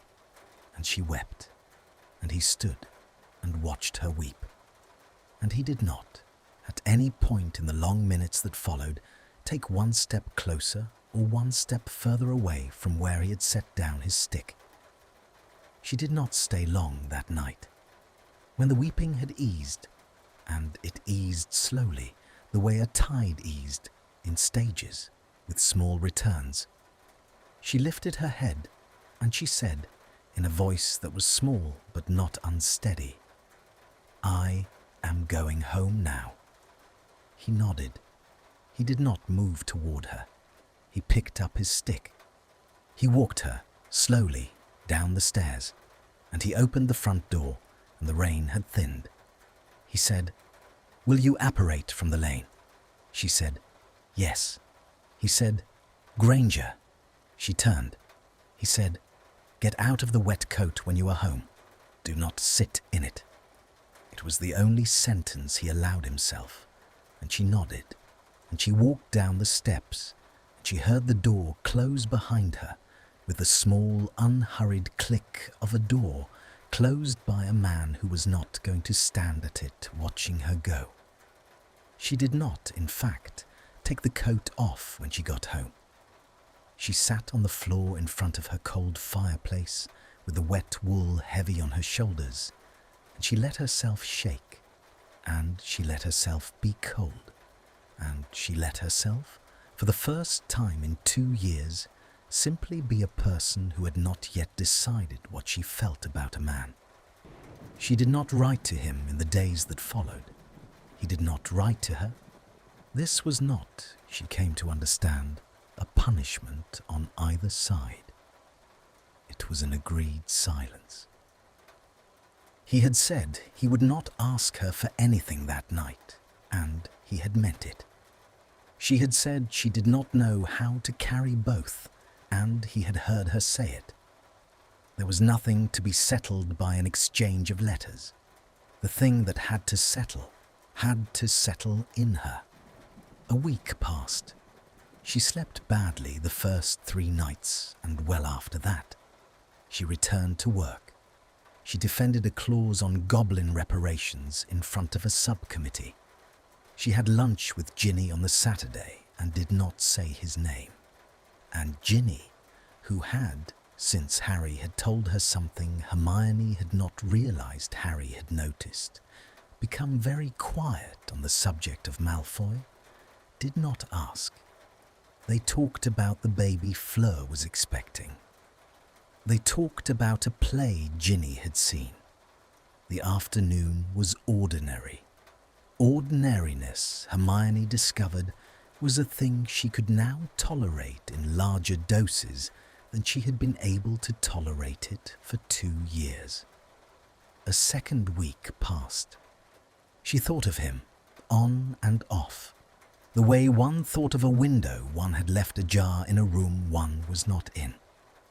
The thought did not press. It only sat, faintly, at the edge of every other thought, asking nothing. On the Tuesday of the 3rd week, she went to the bookshop.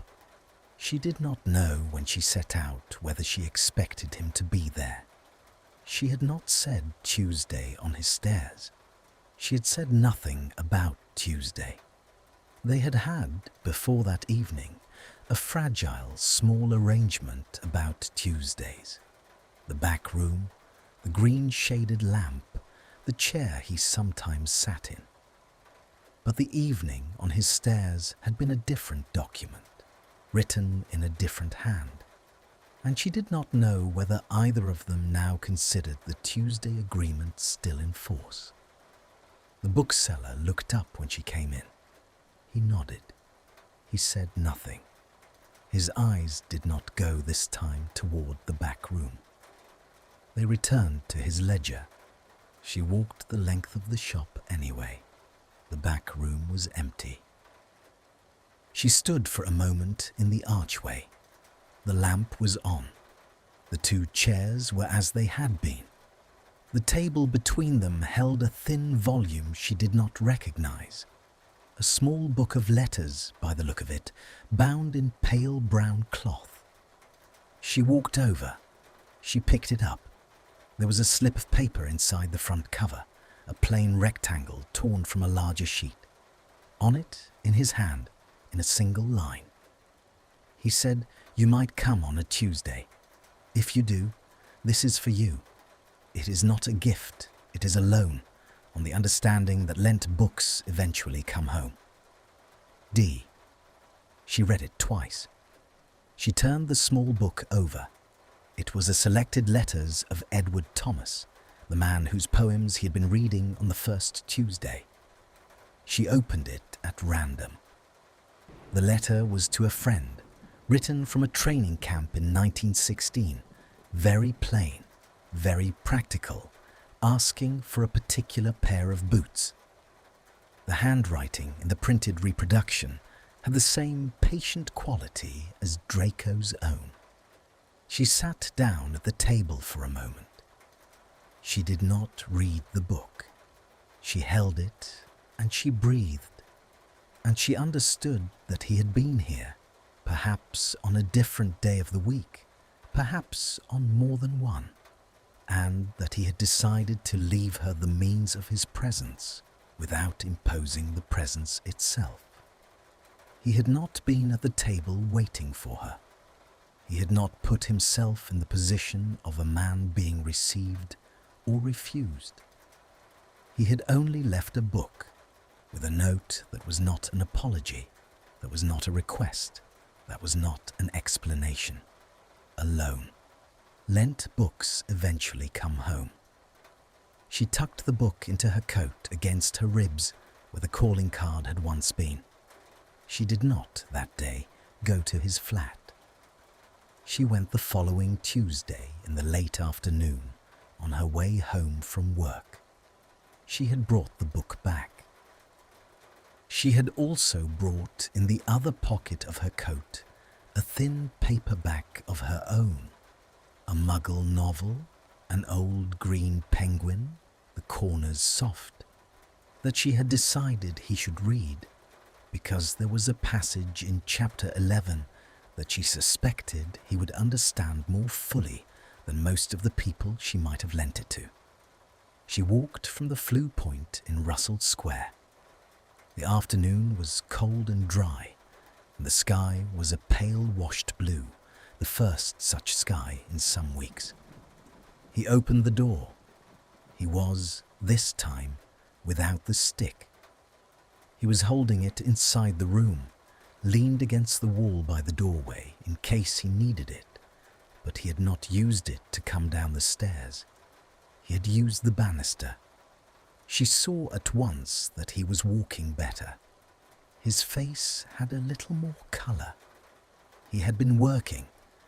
There was a smudge of ink on the side of his hand, and a faint shadow of the same ink at the corner of his mouth, where she suspected he had absent-mindedly held the end of a pen. Granger. Malfoy. She held out the book. "Lent books," she said, "eventually come home." He took it. His fingers, in the moment of taking it, brushed hers. It was not a long touch. It was the touch of two people exchanging a small object across a threshold. But it registered. She felt it the way one felt the small particular warmth of a hand at the wrist. He registered it too. She saw a muscle move at his jaw. He did not look down at their hands. He looked at her face. "Come in," he said, "if you would like to." She came in. He shut the door behind her. He set the borrowed book on the writing table beside the vase, which today held 3 sprigs of rosemary rather than 1. He turned and looked at her. The flat was warmer than the corridor. The gas fire was lit. The kettle on the stand was steaming faintly, as though he had not been many minutes from making tea before she rang the bell. I have brought you another one, she said. She drew the green penguin from her pocket. There is a passage in chapter 11. You do not have to read the whole thing. I would like to know what you make of it. All right. He took the second book. Their hands did not brush this time. He set it on the table beside the first.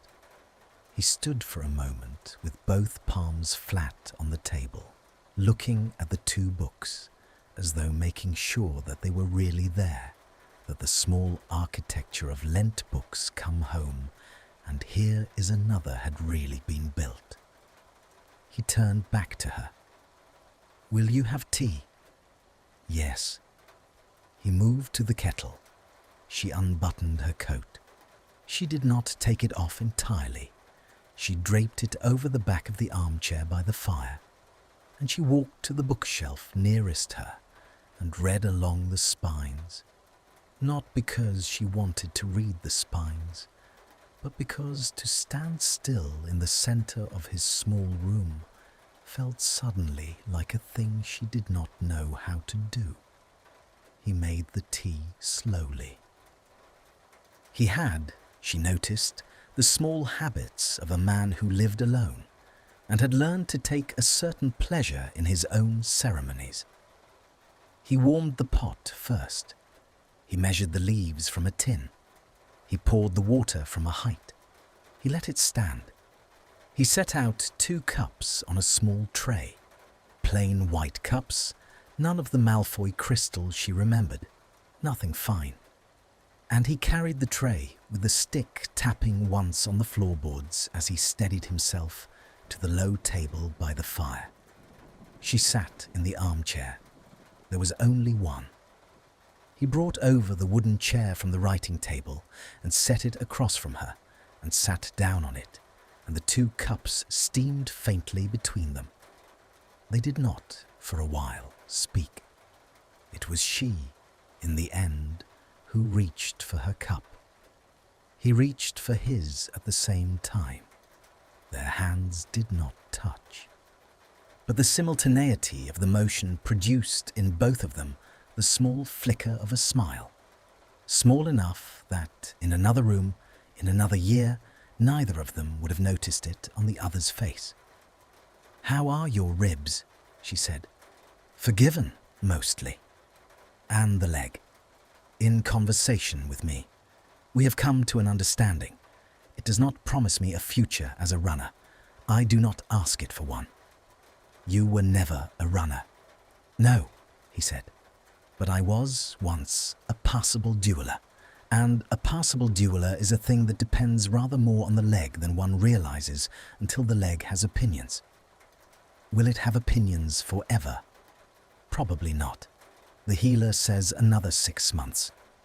Muggle healer. Mostly, yes. There is a witch in Hampstead who has consulted on it twice. She is discreet. She does not require my name in full. She is content with the leg and the bones, and the question of whether the bones are mending. I find I prefer it that way. You see only Muggle doctors otherwise. I do. Why? He looked at his cup. He turned it a quarter turn in its saucer. The motion was unhurried. "Because they do not know me," he said. "They do not know what I was. They treat the leg as a leg. They treat the ribs as ribs. There is a great deal to be said, Granger, for being treated as a body and not as a history. I have had 2 years of histories. I find I would rather, when I am being mended, be a body for a little while." She set down her cup. She looked at him across the small, low table. "And when you are not being mended," she said, "who treats you as a body and not as a history then?" He was very still. He set down his own cup. He looked at her. The grey of his eyes in the firelight was the grey of the inside of an oyster shell, the slight, faint iridescence at the edge. "Granger," he said, very low, "I am not certain. I am not certain that is a question I should answer. Why not? Because if I answer it honestly, the answer will be no one. The answer will be that no one has touched me in 2 years, except to mend something, and that the mending hands have not stayed past the mending. The answer will be a thing I have not let myself name in any room. And if I name it in this room, to you, on this Tuesday, while we are drinking tea, I will have used it as an instrument. I will have put it into the air for a reason. And I will not do that with you.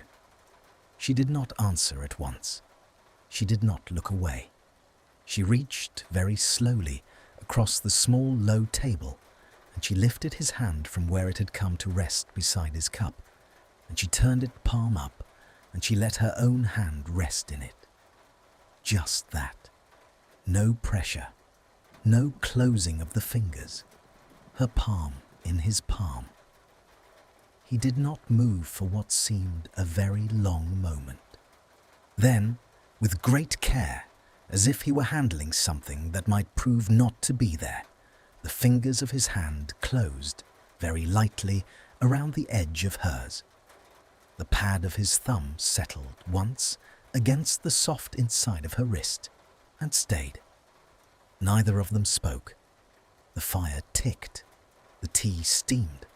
The light against the window was beginning to go. Winter came in earnest in the last week of January.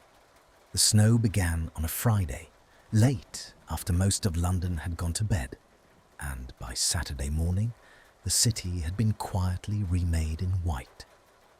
The squares of Bloomsbury were unrecognisable. The plane trees stood with their bare arms suddenly given a kind of dignity, each branch outlined in a thin, clean ridge. The pavements had been walked on, here and there, by early risers, but the prints were soft and few, and the sound of the city had gone down by half, as it did under snow, as though someone had laid a hand over the mouth of the place. Hermione walked to him. She had not apparated. She had stepped out of her flat in Camden in her warmest coat and her good boots, with a scarf wound twice around her throat, and she had taken the slow way down through the streets behind King's Cross and across the long bare stretch of Tavistock Square and along the narrow lane behind the museum and into the row of Georgian terraces, and the walk had taken her over an hour, and at no point in that hour had she rehearsed a single sentence. She had been with him, by then, through 2 months of Tuesdays. The Tuesdays had become, without either of them naming what they were becoming, the shape of her week. They had drunk a great deal of tea. They had read aloud to one another sometimes, when the silence in his small flat asked for a voice, and neither of them wanted to be the one to speak first about themselves. They had walked, once the leg had let him, in the long flat afternoons of December, along the back streets of his neighbourhood, and on the colder days they had stayed in, and he had lent her 3 books, and she had lent him 5. And the small architecture of lent books eventually come home had grown into a small architecture of come back next week. They had not spoken again in any sustained way about the war. The names she had said on his stairs had been said, and he had said them back to her, and what remained of them now lived between them as a fact, not as a wound that required dressing every Tuesday. He had not kissed her. She had not kissed him. The hand in the firelight on that one Tuesday in early December had not been repeated and had not been forgotten. It had become a kind of ground, a thing the rest of the Tuesdays had quietly stood on. There had been other small touchings. his fingers at the small of her back, once when he had stepped past her at the writing table, her hand on his sleeve, briefly, the afternoon she had come in out of a sudden hail, the brush of his thumb against the side of her cup as he had taken it from her. None of these had been negotiated. None of them had been spoken about. They had simply happened in the way that the small motions of two people who shared a room came to happen, and afterwards the room had absorbed them and they had drunk their tea. But this Saturday was not a Tuesday. She had not, in 2 months, gone to him on a day that was not a Tuesday. She rang the bell. It took him slightly longer to come down than it usually did. When the door opened, he was without the stick. He had stopped using it indoors a fortnight ago and on the stairs a week ago, although she suspected it still lived against the wall of his entryway for the days when the leg was in a worse temper than the rest of him. He was in a dark jumper and trousers, and his feet were in soft house shoes, and his hair was a little flattened on one side, as though he had been lying on the small sofa beneath the window with a book, which he probably had. He registered her on his doorstep. He registered the snow on her shoulders. He registered, she saw, that it was Saturday. "Granger, may I come in?" "Of course." She stepped past him. He shut the door behind her. She did not climb the stairs ahead of him this time.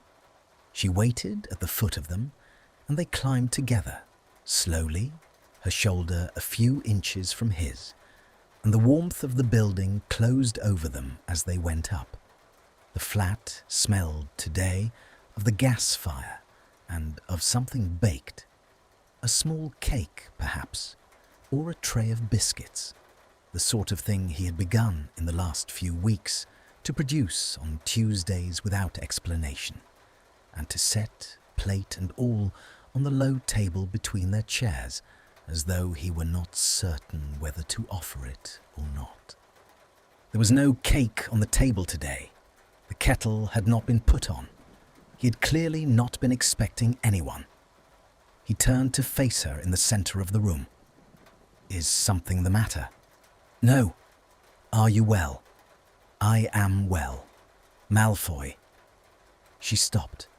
She had not, after all, brought a sentence with her. She had only brought herself, and the snow, and the slow hour of walking, and the small, clear thing in her chest that had finished arranging itself sometime during the night, and had been, when she woke this morning, waiting for her, complete. She unwound her scarf. She laid it over the back of the armchair. She unbuttoned her coat and let it slip from her shoulders and laid it over the scarf. She stood in the middle of his small, warm room in her jumper and her good boots and her snow-damp hair, and she looked at him. He had not moved. "I have been thinking," she said, "about Tuesdays." "Yes." "I have been thinking that I have been arranging my week around a Tuesday." "Yes." "I have been thinking that I do not wish to." His face did not change at once. There was a small pause. Then she saw the small adjustment in him that meant he had heard the sentence both ways and was waiting, with the patience he had learned, to find out which way she had meant it. "I do not wish to wait until Tuesday," she said. He breathed in. He did not move toward her. She had not expected him to. It was not his role, in the room they had built, to move first. She crossed the small space between them. She did not stop until she was perhaps a hand's width from him. She tilted her face up. She lifted her right hand, slowly, the way she had lifted his hand across the low table in December. Slowly, with no pressure, with the understanding that he was permitted to refuse the gesture if any part of him wished to refuse it. And she laid her palm against his cheek. She felt him go still. It was a particular stillness. It was not the stillness of a man bracing. It was the stillness of a man who had not been touched in 2 years on the face by a hand that meant him no harm and asked him for nothing. His eyes closed, his head turned by perhaps half an inch into her palm. The faintest weight of his cheekbones settled into the cup of her hand. He did not lift his own hands. He let her, she understood, set the pace. "Malfoy," she said, very low. He opened his eyes. "I am not here to forgive you," she said. "I do not have a forgiveness to give you. I am not here to pretend that what was done is not what was done, or that what was lost can be put back. I am here because, Malfoy, I am here because I have, for 2 months, looked at the inside of a small room with you in it, and I have been unable since November to look at the inside of any other room without thinking about the inside of this one. And I have decided that I would rather be a person who is honest with you about that than a person who continues to arrange her week around the fiction that I am not." He did not speak. He could not at once. The muscle at his jaw moved. The hand at his side lifted finally, and he laid his fingers very lightly over the back of her hand where it rested against his face. Not to press it harder, not to pull it away, only to acknowledge it. "Granger," he said. The single word was rough. "Yes. I do not have a clean version of myself to give you. You know that." "Yes.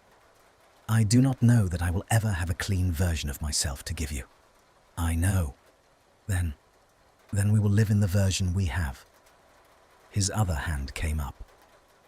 His fingers grazed her temple, the place where her hair had begun to dry in fine curls, and they moved, slowly, with the particular care of a man who has been frightened of his own hands for a long time, into the soft of her hair behind her ear. His palm settled there. He did not pull her toward him. He waited. She lifted her face the rest of the way. The kiss, when it came, did not come from him. She rose onto the balls of her feet, very slightly, and she pressed her mouth to his. It was not a long kiss. It was not a hungry one. It was the kiss of 2 people who had, between them, 2 years of silence, and 2 months of Tuesdays, and one hand in another in firelight, and who had agreed, in this single soft moment, that the silence was finished. His mouth was warm. He held very still under her for a heartbeat, as though he did not yet trust the news his own face was bringing him. Then he made a small sound at the back of his throat. Not a sob, not a word, only the small involuntary acknowledgement of a man finding that a thing he had not allowed himself to want was nevertheless being given to him. And he kissed her back. When she lowered herself onto her heels again, his forehead came to rest against hers. Both his hands were in her hair now. Her hand was still on his cheek. The other one had come, at some point, to rest against the front of his jumper, the flat of her palm above the place where his ribs had been mended. They stood like that for a long moment. "Granger," he said. His voice was thick. I should warn you. I am very likely to fail at this." "At what?" At being the man you have decided to stand in a room with." "You are not, in fact, the man I have decided to stand in a room with." He drew back very slightly to look at her. There was alarm at the corner of his mouth. She smiled. It was the first proper smile she had given him in 2 years, and she felt the small, unfamiliar shape of it on her own face. "You are the man I have decided to stand in a room with while he tries to become the man he is trying to become," she said. "I am not asking you for the finished version. I do not require the finished version. I have decided I require the trying. I have decided that I can stand in a room with the trying. I will tell you when I cannot. I will tell you plainly. I will not soften it. You will not have to guess." He closed his eyes again. His forehead came back to hers. She felt the slight tremor in him. Not fear, this one, something else, the older thing in him giving way at last to a newer thing. And she did not remark on it. She only stood with her hand on his cheek and her palm on his chest, and she let him have the minute he needed. When he opened his eyes again, she said very quietly, "Make me tea, Malfoy." "It is Saturday, and there is snow outside, and I have walked a long way, and I would like a cup of tea." He laughed. It was a short laugh, hardly more than a breath, and it was a sound she had not heard from him in any year of her life. He stepped back from her, slowly, his hands sliding out of her hair and down to rest, briefly at her shoulders, and then falling to his sides. He turned toward the kettle. He moved across the small room with the slight unevenness of the leg that would, the healer said, be in conversation with him for another 6 months, and which would, she suspected, in some quieter form, be in conversation with him for the rest of his life. He warmed the pot. He measured the leaves. He poured the water from a height. She sat down in the armchair by the gas fire and watched him do it. Outside the window, the snow had begun again, very soft, very small, the flakes drifting past the pane the way the ash had drifted up the flue of her grate the night she had burned her 3 first openings. The light in the room was the warm, low light of a winter afternoon. He brought the tray to the low table. He set down her cup. He sat in the wooden chair across from her. He looked at her. She lifted her cup. She did not drink at once. She held it in both her hands, and she felt the warmth of it through the white china. And she looked at the man across the table, at his snow-pale hair, the new colour in his face, at the small, private, settled thing at the corner of his mouth that was not a smile and not a sneer, and not anything she had a name for, but was, she thought, the look of a man who had been permitted, on a Saturday in January, to begin. "Malfoy," she said. "Granger. Drink your tea." He smiled. He drank his tea. Outside, the snow went on falling, and the small flat held them both, and the day, against all the arithmetic she had once been so certain of, was warm. 3 years on, the flat in Bloomsbury was no longer only his. They had not married, not yet, though the small velvet box had been sitting in the 3rd drawer of his writing desk since the spring, beneath a stack of his unanswered correspondence, in a hiding place so deliberately obvious that Hermione, who put away his laundry on Thursdays, had been pretending for 4 months not to have seen it. She wished him to choose his moment. He was a man who, in matters of consequence, took the long way around, and she had learned in the years of their being together that the long way around was very often the way he came to a thing most fully. The flat had grown a second bookshelf along the wall opposite the fire to accommodate her books, and a small writing table beside the window to accommodate her work. The vase on his writing table now held, on most weeks, whatever she had brought home.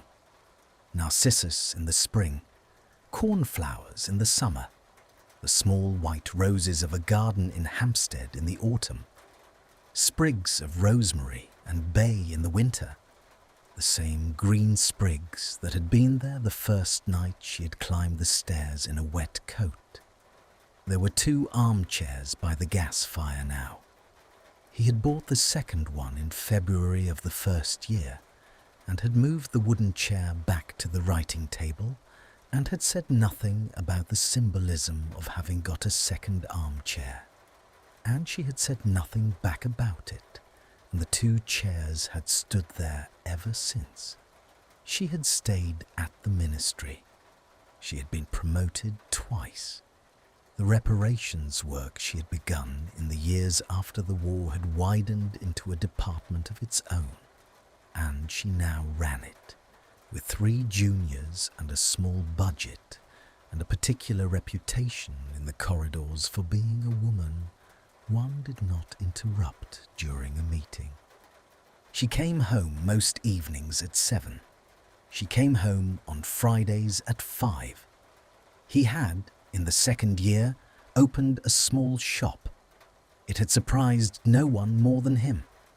It had begun as a favour to John, the bookseller in Bloomsbury, who had been looking to retire and had no one to leave the shop to, and had, over the course of nearly 2 years of Tuesdays, come to understand that the pale young man on the crutch knew more about the second-hand poetry on the back shelves than any customer who had ever come through the door.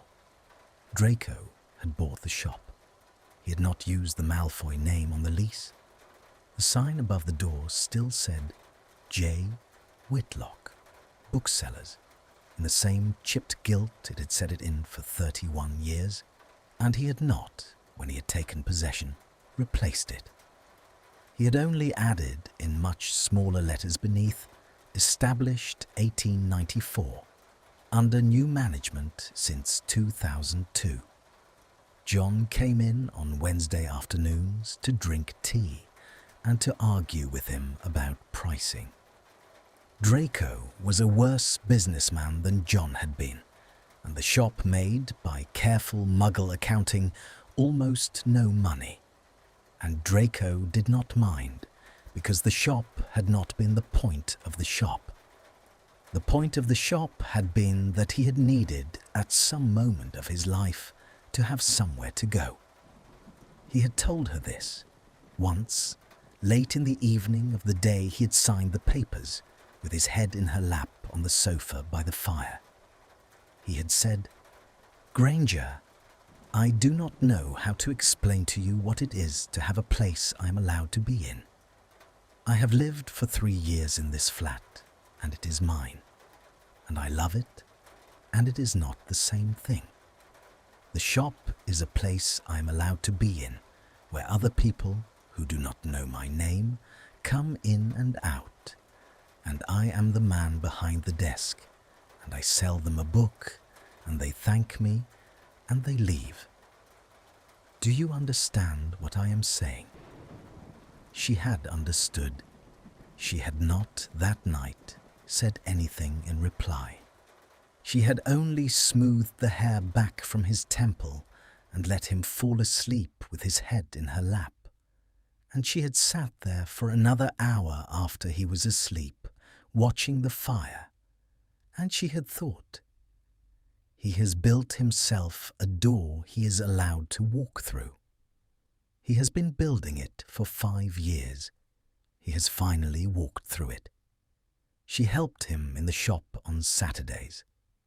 The boy, Thomas Okafor, came in often. He was 10 now. He was tall for his age and serious about books in the way that certain children were serious about books.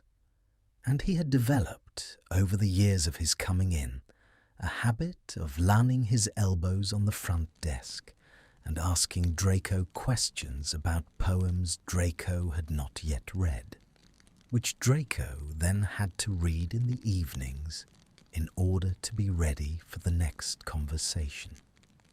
Thomas's mother sent jollof rice in a covered dish once a fortnight.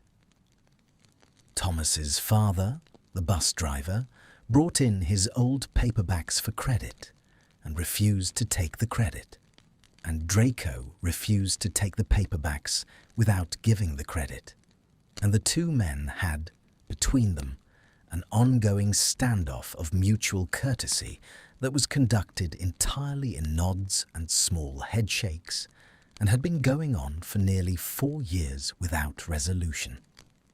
Narcissa was out of France. She had returned very quietly in the autumn of the second year. She lived in a small house in Wiltshire that was not the manor. The manor had been sold to the Reparations Trust and was now, by the Trust's slow, careful decision, in the process of becoming a residential school for children orphaned in the war. Narcissa had not objected. Narcissa, in fact, had been the one to suggest it, in a letter to her son that he had read once and then folded and put inside the cover of his copy of the Bishop, where it had stayed. She came to London once a month.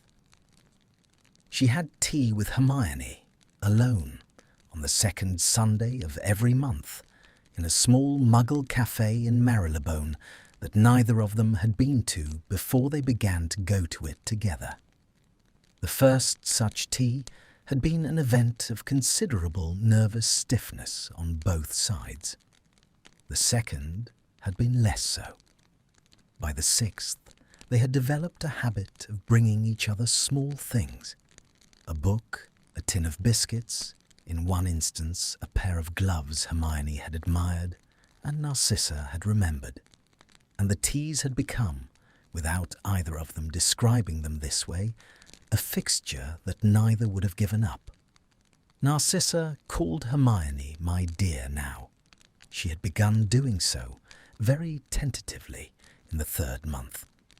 Hermione, who had not anticipated being called my dear by Narcissa Malfoy in any version of her life, had not corrected her, and so it had continued. Harry had taken longer.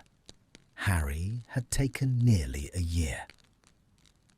There had been a single bad afternoon in the spring of the first year in which Harry had come to Hermione's old flat, and they had had the first proper argument of their adult friendship, and Harry had said a number of things he had later quietly retracted, and Hermione had said a number of things she had not retracted because she had meant every one of them. The argument had not been about Draco. The argument had been about the fact that Hermione was making a choice that Harry did not understand, and about Harry's discovery that his not understanding it did not entitle him to a vote. He had gone away. He had thought about it. He had come back 3 weeks later with a bottle of wine and an apology, and he had said, "I do not know him. I do not, I suspect, want to know him very well yet. But you are not asking me to. You are asking me to know you. And I do know you. And if you are choosing this, I am. Hermione, I am with you in choosing it." He and Draco had, 2 years on, reached an arrangement that involved Christmas. They came, both families, to Andromeda's house in Devon, where Teddy now had a half-brother and a small dog. Draco and Harry did not, even now, sit next to each other at the table. They sat across. They passed the gravy. They asked after each other's work. Once a year, in the late evening when the children had gone to bed and the wine had gone down a third bottle, they spoke, briefly, in a corner of the kitchen, about something neither of them ever afterwards reported to anyone else. Hermione did not ask what they spoke about. Ginny did not ask either. The corner of the kitchen conversation, whatever it was a thing that belonged to the two of them, and not to the women who loved them. And the women who loved them had agreed, in a glance across the table over the years, to let them have it. Ron had been the easiest in the end. Ron had taken 6 months to be civil and another 6 to be friendly, and after that he had simply, in his way, decided that Draco was a person who existed in the world Ron lived in, and he had got on with living in it. He came into the shop sometimes. He bought cookbooks. He had married a witch named Audrey, who Ginny said was the kindest person any Weasley had ever brought home. And they had a baby named Rose, and Rose had, at 6 months old, gnawed thoughtfully on the corner of a first edition of Edward Thomas that Ron had not realized he had taken off the shelf. Draco had not charged him for it. Ron had insisted on paying. They had compromised, in the way of men who had been at war with each other for a decade and at peace with each other for 3 years, by Ron leaving a £10 note on the desk and Draco not picking it up until Ron had left the shop. The leg, in the end, had kept its promise. It was in conversation with him still, on the cold mornings, and it would be in conversation with him on the cold mornings for the rest of his life. He did not mind. The conversation was, by now, a thing he had learned to have without resentment. He used the stick on the worst days. On the best days, he forgot, for hours at a time, that the leg had ever been a matter of attention at all. On the Saturday in October that he chose, finally, to take the small velvet box out of the third drawer, the weather was very nearly the weather of the morning she had read the article. The rain was the patient, fine, grey kind. The pavements held a dark, mirrored shine. The plane trees were beginning to copper at the edges. He took her to walk in the square, where she had once sat on a bench under a chestnut tree and folded a newspaper into the lining of her coat, although he did not know that because she had never told him. They walked. He did not, this time, lean on a stick. The rain held off mostly until they reached the bench. He sat down with her. He took her hand. He said her name, very low, the way he had said it on the staircase the night she had said 3 other names aloud. He took the small box out of his coat. He did not make a speech.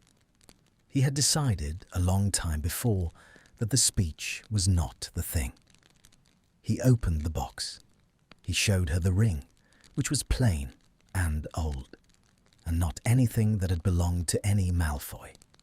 It had belonged to a woman in Bloomsbury who had pawned it to a shop in Marchmont Street in 1923 and had never come back for it. And Draco had bought it from the shop the previous spring and had cleaned it himself and had had it sized to her finger by guess, and it fit. He said, "Will you, Granger?" She said, "Yes." He slid the ring onto her finger. He kissed the inside of her wrist where her pulse had been 4 years before, when his thumb had first settled against it across a low table by a gas fire. The rain began in earnest as they walked back. They did not hurry. He limped very slightly. She matched his pace, as she had always matched it, without comment. At the door of the flat, he paused with his key in the lock and turned to look at her, and his face in the wet October light was the face of a man who had not, after all, failed at the thing he had warned her he was likely to fail at. "Granger, Malfoy, come in out of the wet." She smiled. She came in. The flat was warm. The fire was lit. The kettle was on the stand. The 2 armchairs were by the fire, and the vase on the writing table had 3 sprigs of rosemary in it, and a book lay open on the arm of one chair where he had left it that morning, and the small architecture of lent books eventually come home had become, without either of them ever saying so, the small architecture of a life. He hung up her wet coat. She put the kettle on. He sat down in his chair. She, when the tea was made, sat down in hers across from him, the table between them and the firelight on both their faces. She lifted her cup. He lifted his. "Drink your tea, Malfoy," she said. He smiled. He drank his tea. Outside, the rain went on falling, and inside the room was warm, and the two of them, against every arithmetic the world had once been so certain of, were home. So that is the end of the story. I want to say a few small things before you go. I did not write this to say that a law can fix everything. It cannot. Some things stay broken. Some names stay heavy in the mouth. Hermione never forgot what Draco did. She never pretended it did not happen. She did not forgive him on one Tuesday and forget him on the next. What she did was harder. She decided to stand in a room with him while he tried to become a better man. Not the finished man, the trying man. That is a different choice. That is a quieter choice, and I think it is the bravest one in the whole story. People ask me sometimes, can a person change? I do not know. I think a person can try. I think trying every day for a long time looks a little bit like changing in the end. Draco did not save that child to be forgiven. He saved him because his body would not stand still one more time. That is not redemption, that is the beginning, and maybe that is enough for a beginning. Thank you for staying with me until the last word. Thank you for sitting in that small warm flat with the two of them. Thank you for letting them drink their tea. Take care of yourself this week. Be gentle with the people you love. And if you are trying to become someone, keep trying. Someone is standing in the room. I will see you in the next story.